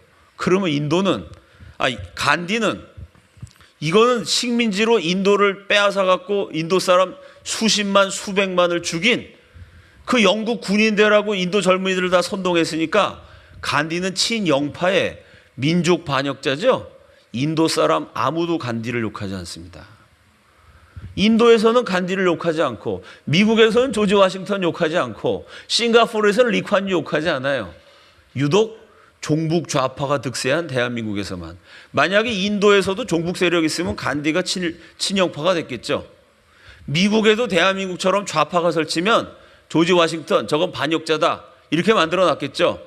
그 나라들은 종북 좌파가 없어요. 근데 대한민국은 분단 국가라 끊임없는 북한의 공작과 종북 좌파 세력이 있습니다. 그래서 다른 나라 어디에도 없는 희한한 역사에서 이승만과 박정희는 친일파다, 이런 역사 왜곡이 이루어진 것입니다. 그러면 뭐 이렇게 좀 일반론인데 구체적으로 한 사람 한 사람 따져보면 역사의 진실이 분명히 드러납니다. 그럼 이승만이 도대체 등용했다는 친일파가 누구냐? 뭐 군인이라든지 기술자, 이렇게 일본으로부터 발달된 문물을 배운 사람, 그 사람 등용했다 그러는데 대표적인 사람 뭐 꽤 많은 수십 명인데요. 한 사람 예를 들면은 김백일 장군이라는 분이 있어요. 일본에서 군사교육 받은 아주 군사의 천재입니다. 이분이 한 일이 올해 그분의 그 업적이 영화화돼서 개봉이 됐는데, 그 김백일 장군이 하신 일인데 그 영화에는 김백일 장군이 안 나와요. 조금 제가 뭐 아쉽게 생각을 하는 영화인데, 그 6.25 전쟁 때 국군과 유엔군이 압록강, 초산까지 쫙 진격했습니다. 그러다 중공군이 쳐들어오죠. 그래서 급하게 유엔군이 철수하게 돼요. 그 철수하는 와중에 미군이 막 숫자를 헤아릴 수 없을 만큼 수만 명이 죽습니다. 그러니까 유엔 사령관 알몬드 사령관이 급하게 빨리 철수해라, 한국군도 철수해라 명령을 내렸어요. 그때 전쟁 때는 사령관 명령을 들어야 됩니다. 김백일 장군이란 30대 초반에 젊은 장군이요. 30대 초반에 왜 장군이 됐느냐? 6.25 전쟁 때 우리나라 국군을 이끈 참모총장 이런 분이요. 대부분 30대 초반이었어요. 지금으로 치면 중위 대위입니다. 중위 대위가 대한민국 최고 지도자가 돼서 전쟁을 이끌었어요. 왜 그럴까요? 중학교 졸업한 사람이 27,000명이니까 전쟁할 사람이 없어요. 지금으로 치면 중위해야 되는 사람이 그나마 인재가 없어서 30대 초반이 장군 돼서 6.25 때 싸웠습니다. 김백일 장군도 31살인가 그랬어요. 이 젊은 장군이 갑자기 유엔군 알본드 사령관의 명령을 거부해요. 무조건 철수하라 그랬는데 철수 안 한다 그러는 거예요. 아니 군대에서 전쟁 시에 더군다나 명령 불복종하면 총살해야 됩니다. 알몬드 사령관이 화가 나가지고 너 총살해버린다. 그랬더니 김백일 장군이 죽을래면 죽여라. 니네 미국이 6.25 때 우리 도와준 건 고마운 일이지만 대한민국 국군이 대한민국 국민을 위해서 싸우겠다는데 네가 뭔데 마음대로 하느냐. 우리는 여기 남아있는 이 북한 주민들과 죽음을 같이 하겠다. 알몬드 사령관이 화가 여기까지 나왔고 사단장 대한민국 국군 사단장이 명령 거부하면 전쟁이 안 됩니다. 화가 나가지고 헬기를 타고 가요. 김백일을 죽이든지 깜빵에 쳐든지 처단하려고 헬기를 타고 날아가는 데가 어디냐면은 흥남입니다. 함경남도 남쪽의 바다 흥남을 딱 가보니까 기가 막힌 광경이 펼쳐져 있어요. 그게 뭘까요 여러분? 미군 배가 흥남 부두에서 철수하려고 미군 배가 쫙 있는데요. 배가 못 가요. 왜 못 가죠? 추운 겨울인데 바닷물 속에 북한 주민, 우리 피난민 5만 명이 바닷물 속에 들어가서 배에 대롱대롱 매달려 있어요. 나 싣고 가라고. 5만 명이 빠져 죽겠다고 겨울에 바닷물 속에 들어가 있습니다. 왜? 미군 철수하고 좀 이따 중공군 내려오면 공산당 치하에 들어가잖아요. 나 공산당 밑에서 절대 못 사니까 나 좀 데려가 달라고 5만 명이 추운 겨울에 바다에 대롱대롱 매달려요. 그 알몬드 사령관이 그걸 보고 야, 저 사람들 어떻게 버리고 가냐. 명령을 취소하죠. 어떻게 명령을 취소했죠? 그 첫 부분이 국제시장이라는 영화에 나오죠. 미군이 수십억, 수백억 되는 물자와 무기를 바다에다가 버려요. 군인이 무기를 버린다. 이거 있을 수 없는 일입니다. 사령관이 명령을 내려서 배에 실린 무기를 다 버려요. 그 배에다가 10만 명을 태워요. 그래서 거제도로 무사히 그 10만 명을 데리고 오죠. 그 유명한 흥남 철수작전. 국제시장이라는 영화의 앞부분에 안 나왔는데 흥남 철수작전이 어떻게 가능했느냐. 김백일 장군이라는 분이 목숨을 걸고 알몬드 사령관의 명령을 거절했어.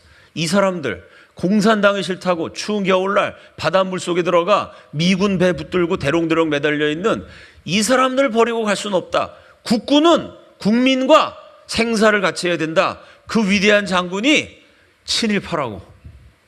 저 거제도에 그분 동상이 있어요. 그것도 대한민국 정부가 세운 게 아닙니다. 그때 흥남 철수작전 때 피난 나온 10만 명. 이분들이 김백일 장군, 저분 때문에 우리가 살아났다. 김백일 장군이 흥남 철수작전 성공시키고 조금 있다가 전쟁하다가 북한군 쏜 총에 맞아 죽어요. 우리를 살리고 싸우다가 죽은 장군님 훌륭하다고 그 거제도 포로수용소 공원에다가 동상을 세웠어요. 그거를 친일파 김백일 동상 철거하라. 이러고 그 동상을 철사로 감고 대한민국 좌파들이 온갖 못된 짓을 다 했죠. 여러분 생각해 보세요. 이승만 박사가 김백일 장군을 등용한 게 잘못입니까? 아니 그런 유능한 장군이 세계 최강대국 미국 사령관이랑 맞짱 떠가지고 10만 명의 생명을 살렸어요. 이거 위대한 일 아니에요? 그럼 그런 장군을 등용한 이승만은 그거 인재를 제대로 잘 등용한 거 아닌가요? 김백일 장군 7.85 욕먹는 그분이 흥남 철수작전의 영웅입니다. 또 그때 흥남에서 배 타고 내려온 사람들, 그 사람들이 어떻게 됐느냐. 그 흥남에서 배 타고 내려오신 분 가운데 한 분 저희 장인 어른이 그때 내려오셨어요. 또 흥남에서 배 타고 내려오신 분 가운데 그때 12살 꼬마가 북한에 있었으면 죽었겠죠. 내려왔는데 기업가가 돼가지고 세계 모자 수출 1등, 세계에서 모자 제일 많이 만드는 영한 모자, 그 백성학인가? 제 이름 정확히 기억 못하는데 그 세계적인 기업가가 그때 12살로 흥남 부두에서 배 타고 내려왔어요. 그때 흥남부두에서 배 타고 내려온 분의 아들이 저희 우리나라의 지금 건국 대통령 이승만 기념사업회 회장, 종로구에서 국회의원 3선하셨던 지금 외국어대학교 석좌 교수 박진 의원, 아버님도 그때 배 타고 내려오셨어요. 그때 흥남에서 배 타고 내려오신 집안에서 굵직굵직한 인재가 많이 나왔어요. 왜 유독 그 배 탄 사람만 거기서만 인재가 그렇게 많이 나왔을까요? 그때 흥남에서 배 타고 온 10만 명 가운데 80% 이상이 기독교인이었어요. 함경도 지방의 기독교인들이 다 공산당 들어오면 예수 믿는 사람 제일 먼저 죽이니까 공산당하고 같이 못 산다. 그 10만 명이 대부분 기독교인입니다. 그리고 그때 그 10만 명 배를 싣고 배 여러 척에 나눠 실었는데 배 한 척이요, 정원 인원이 다 태울 수 있는데 그게 정원이 12,000명인가 이상 태우면 배가 깔아앉아요. 근데 그 배에다가 17,000명인가를 싣고 왔어요. 이러면 이게 세월호처럼 갸우뚱해갖고 빠져야 됩니다. 근데 어쩔 수 없어. 이 사람들 피난민들이 나 좀 살려달라 그러는데 그걸 뿌리실 수가 없어가지고 정원에서 몇천 명을 초과해갖고 배를 몰고 대한민국으로 왔는데, 이게 누가 봐도 배가 빠져야 되는데 기가 막히게 기적이 일어나서 배가 침몰하지 않고 거제도까지 왔어요. 그때 이 배를 몰았던 라루라는 미군 상사가 있어요. 이 라루가 이 배를 딱 운전해갖고 거제도에 도착한 다음에 이렇게 대답했어요. 내가 배를 운전하지 않았다. 하나님의 손이 나로 하여금 배를 운전하게 하셨다. 신의 손길이 나와 함께했다. 이걸 깨닫고요, 그 라루 상사가 거제도에 온 다음에 전쟁 끝나고 미국 가서 제대를 하고 수도사가 돼요. 평생 수도원에 들어가서 성경 보고 기도하면서 인생을 바쳐요. 왜? 그때 흥남 철수 작전 때 하나님이 함께 하신 걸 이 사람은 깨달은 거죠. 그래서 흥남 철수 작전을 기독교인이 아닌 사람들도 뭐라 그러냐면 모세의 기적이라 그래요. 모세의 기적. 완전히 바닷물이 갈라져 갖고 죽을 지경에 처한 이스라엘 백성이 살아난 것처럼 하나님 바닷물을 가르셔서 10만 명을 살렸다는 거예요. 여러분, 어느 나라 군인이 무기를 버리면 죽는데요, 사령관이 명령을 내려서 몇십억씩 하는 그 비싼 무기를 바다에 버리고 피난민을 실어온 역사가 어디 있겠어요? 그 일을 가능하게 한 김백일 장군, 그분이 일본으로부터 군사기술을 배워갖고 일본 사람한테 훈련받아서 흥남 철수작전 했으니까 그건 친일파다. 아니, 그분이 일본한테 배운 기술을 가지고 10만 명이나 되는 우리 국민을 살렸으면 그게 친한국파죠. 어떻게 친일파가 됩니까? 또 한 분, 일제시대 내내 조선 사람이 공무원이 되면은 조선 총독부 직원이었습니다. 근데 조센징이라고 차별받았는데도 총독부 소속이 아니라 대일본 제국 본국 소속 사무관을 지낸 사람이 일제시대 36년 통틀어서 5명 정도밖에 안 돼요. 이 5명은 일제시대 36년 최고의 천재입니다. 이 사람들은 밖에서 보면은 이거는 조선 사람이 본국 정부 사무관으로 일본 사람도 일본에서도 고시패스해야 겨우겨우 올라가는 높은 지위에 올라갔으니까 이 5명은 다 친일파겠죠? 근데 그 5명의 인생을 보면은 그런 애국자가 없어요. 왜 그러죠? 이 5명은요, 끊임없이 욕만 먹었어. 끊임없이. 일본 사람 어떻게 생각할까요? 저놈이 똑똑해서 어쩔 수 없이 쓰긴 썼는데 피는 못 속여. 저놈 조센징이니까 일본을 위해서가 아니라 조선을 위해서 일할 거야. 끊임없이 의심해요. 일본 정부는. 쓰면서도 같이 일하는 일본 동료들은, 야, 내가 일본의 명문대학 나와갖고 내가 고시패스했는데 조센징 저놈이 나보다 지위가 높아. 일본 사람도 끊임없이 시기해요. 조선 사람들은 뭐라 그랬을까요? 아니, 일본 놈한테 얼마나 잘 보였으면 총독부도 아니고 본국의 사무관을 지내. 이 5분은요 사방의 욕만 먹었어요. 한국 사람한테는 친일파라고, 일본 사람한테는 조센징이라고, 또 너무 성공하니까 다른 사람 시기해갖고. 그 5분이 실제로 무슨 일을 했느냐, 일본 정부가 전쟁 막바지가 되니까 야, 이거 전쟁 물자가 없어, 조선에서 빼서 쥐어짜. 일본 정부는 어떻게든지 조선에서 쥐어짜가지고 전쟁 물자를 뺏어와야 돼요. 그 일본 정부가 쥐어짜 그러면 일본 관리들은 그냥 짜면 되죠. 그때 그걸 막아선 사람이 누굴까요? 이 조선인 관료 5명이에요. 이러면 안 됩니다. 식민지 사정을 좀 봐주셔야지. 너무 짜면 조선 사람들이 폭동을 일으킵니다. 이러면 내선일체, 일본과 조선이 하나라 그래 놓고 너무 짜면 안 되니까 조선 사람 좀 봐주셔야 됩니다. 일본이 덜 뺏도록 일본 사람 비 맞춰가며 일본의 충성을 다 바쳐가며 조선 사람 덜 잡아가도록 끝까지 막아서는 역할을 이 5분이 합니다. 그 중에 한 분이 신현확이라는 분이에요. 조선과 일본 사이에서 마음고생을 많이 했어요. 줄타리기죠. 너무 조선 편만 들다가는 잘못하면 죽어요, 내가. 일본한테 의심받아서. 그렇다고 또 너무 일본 편만 들면은 조선 우리 백성들이 너무 고생해요. 그 외줄타기 하면서 이 5분이 진짜 이게 애국이라는 게 뭔가 그분들의 인생을 보면은 정말 어려운 길을 갔구나. 저는 욕하지 않습니다. 저는 존경해요. 조선 사람이 그렇게 똑똑해져서 대일본 제국의 높은 자리까지 올라가서 조선 사람들이 덜 당하도록 최선을 다한 애국자입니다. 그 중에 한 분 신현확이라는 분. 이분을 이승만 대통령이 장관으로 임명해요. 그 당시 우리나라 경제가 보잘것 없어가지고 미국이 주는 구호 물자 갖고 나눠서 먹고 살 때입니다. 우리나라 1년 예산을 짜면요, 대한민국 1년 예산의 66%, 3분의 2 이상이 미국 원조예요. 그래서 그 당시 대한민국이란 나라 어떤 나라였냐면 이승만 정권 당시에는 여러분 회사에, 여러분 교회에 1년 계획, 새해 계획을 언제 짜죠? 2016년 예산, 그거 언제 짭니까? 12월에 짜죠, 그죠? 왜? 1월 달이 되면 새해가 시작되니까. 대한민국 정부 예산은 몇 월에 짰을까요? 대한민국 정부 예산은 6월이나 7월에 짰어요. 왜 그럴까요? 자, 미국에서 1948년 12월 되면 미국에서 1949년 계획을 짜요. 그리고 해가 넘어가서 1949년 1월이 되면 작년에 짠 계획에 따라서 한국에 구호 물자를 보내요. 그럼 그 물자가 부산 항구에 다 도착해갖고 서울까지 운반되는데 걸리는 시간이 대략 6개월이라 미국에서 주는 구호 물자가 언제 도착하느냐? 1949년 6월에 도착해요.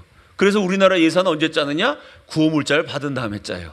왜? 구호 물자가 없으면 나라가 안 돌아가니까. 그렇게 가난하던 시절이에요.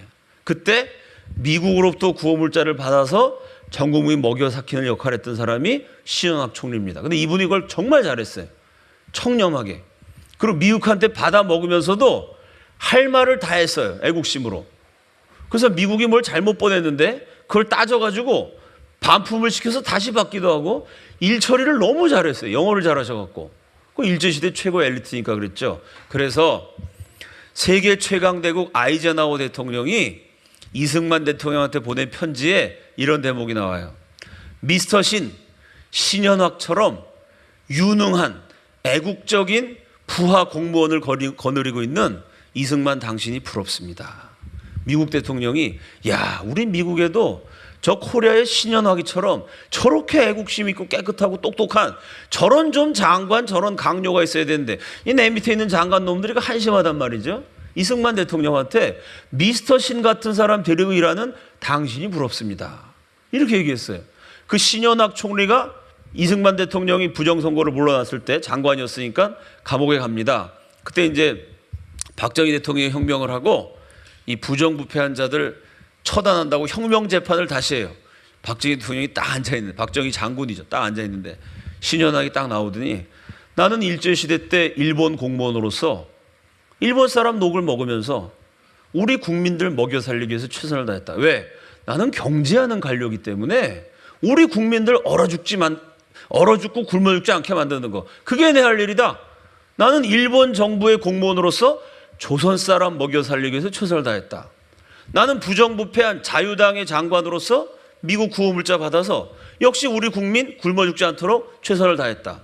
그러니 나를 죽이려면 죽여라. 이렇게 연설해요. 박정희 대통령이 딱 보니까 보통 사람이 아니거든요. 그래도 어쨌든 이승만 밑에 장관 했으니까 사형 선고를 때리고 감옥에다 쳐넣어요.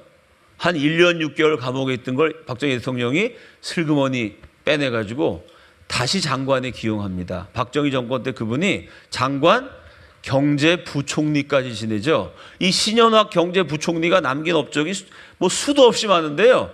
제일 대표적인 거. 제가 미국에 살다가 한국에 5년 만에 딱 와서 저희 자형 의사를 만나고 제일 처음 이걸 물어봤어요. 이 당뇨병이 심해지면 눈이 썩어요.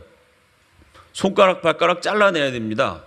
이 당뇨 때문에 눈이 썩고 손가락 발가락 잘라지지 않도록 약을 먹으려면 약값이 얼마나 듭니까? 물어봤더니요, 한국에서 12,000원이래요.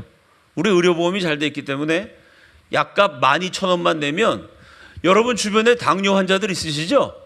근데 한국에서는 당뇨 때문에 뭐 눈이 멀었다, 손가락 잘라졌다, 썩어 문드러졌다, 봤어요?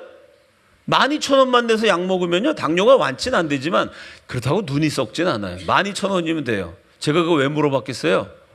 제가 미국에 살면서 보니까 미국은 전국민 의료보험이 없어요. 29살짜리 여자분이 당뇨 때문에 눈이 멀었어요. 우리 한인 교포 한 분이 47세였는데요. 세탁소에서 일하다가 갑자기 그러고 쓰러졌어요. 왜 그러니까 이 당뇨균이 내장으로 들어갔어. 내장에서 균이 확번시켜갖고 내장이 썩어서 쓰러지고 하루 만에 응급실에서 세상을 떠났어요. 당뇨 때문에 손가락 발가락 자른 사람을 제가 수십 명 수백 명을 봤어요. 왜? 미국은 전국민 의료보험이 안 돼요. 한국에서는 내시경 검사 한 5만 원? 그죠? 3만 원? 끝나요. 미국은 내시경 검사 하려면 2,000달러. 2,000달러를 우리 돈으로 환산하면 240만 원인데요. 미국에 살아보면 거기 물가가 생필품 이런 게 다 싸기 때문에 거기서 2,000불이면 실제로 2,000불로 살 수 있는 돈은 한국으로 치면 1,000만 원쯤 돼요. 내시경 검사하는데 한국은 5만 원, 미국은 1,000만 원. 팔 부러지면, 여러분 팔 부러지는 거 치료받는데 얼마 들어요? 한 50만 원 들까요? 50만 원도 안 들걸요, 그죠? 팔 하나 부러지면.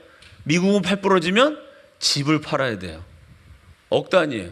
그래서 지금 대통령 오바마가 전국민 의료보험 한다, 오바마 케어 한다, 이거 계속 추진하고 있는데 지금도 안 됩니다.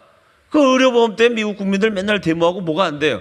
전 세계에서 제일 뛰어난 의료 기술을 가장 싼 값에 활용할 수 있는 나라가 대한민국이에요. 이 의료보험 제도를 만든 분이 신현학 총리입니다. 그 당시 신현학 장관이 박정희 대통령한테 우리 전 국민 적어도 아픈 사람 치료도 못 받고 죽게 하는 일은 없어야 됩니다. 전 세계 어디도 없는 희한한 의료보험 제도를 만들어 갖고요, 대한민국은 전 세계에서 의료비가 제일 싸요. 보험만 들으면 팔 부러져도 50만 원이면 돼. 내시경 5만 원이면 돼. 미국에서 팔 부러지면 파산합니다. 물론 미국에서도 보험 든 사람은 팔 부러져도 치료를 받죠. 보험료가 말도 못하게 비싸요. 말도 못하게. 한국 보험료보다 글쎄요, 한국처럼 혜택 다 되는 거 받으려면 아마 최소한 20배 30배는 될걸요. 전국민 의료보험 아직도 못합니다. 선진국 미국이. 한국에서 의료보험 돼갖고 12,000원이면 먹을 수 있는 약을 못 먹어가지고 멀쩡한 29살 젊은 여자가 눈이 막 썩어요. 그걸 제가 직접 보고 왔어요. 그 세계에서 제일 우수한, 전 국민에게 혜택이 제일 많이 가게 하는 이 의료보험 제도 만든 분이 신현학 전 총리입니다. 그러면 그 친일파였던 신현학을 등용해가지고 아이젠하워 대통령한테 부러움까지 받고 세계에서 제일 우수한 의학 기술을 제일 싸게 전 국민의 혜택이 돌아가게 만든 그 신현학이 친일파였기 때문에 그걸 죽였어야 되나요? 그분을 죽이지 않고 살려서 미국도 못하는 의료보험을, 2015년 현재 미국도 안 되는 의료보험을 1977년에 미국보다도 40년 앞서서 대한민국에 실행하게 만든 그분이 남긴 업적이 과연 그게 일본을 위한 건가요? 그게 나라 팔아먹은 친일파가 한 짓인가요? 말도 안 되는 소리입니다. 이승만 대통령이 실제로 누구를 등용했느냐, 그분들이 무슨 일을 했느냐, 그거 하나하나 따져보면요, 다 훌륭하신 분들이에요. 대단한 분들입니다. 흥남 철수작전의 영웅 김백일 장군, 전국민 의료보험 제도 만든 신현학 총리, 이런 분들을 이승만이 저건 친일파가 아니다. 이승만이 한 얘기가 있어요. 우리는 극일파다. 이승만 박사는 좀 일본을 싫어하셨어요. 그래서 일본한테 지구는 못 사는, 우리가 일본한테 당했기 때문에 일본보다 잘 살아야 된다, 그게 있었어요.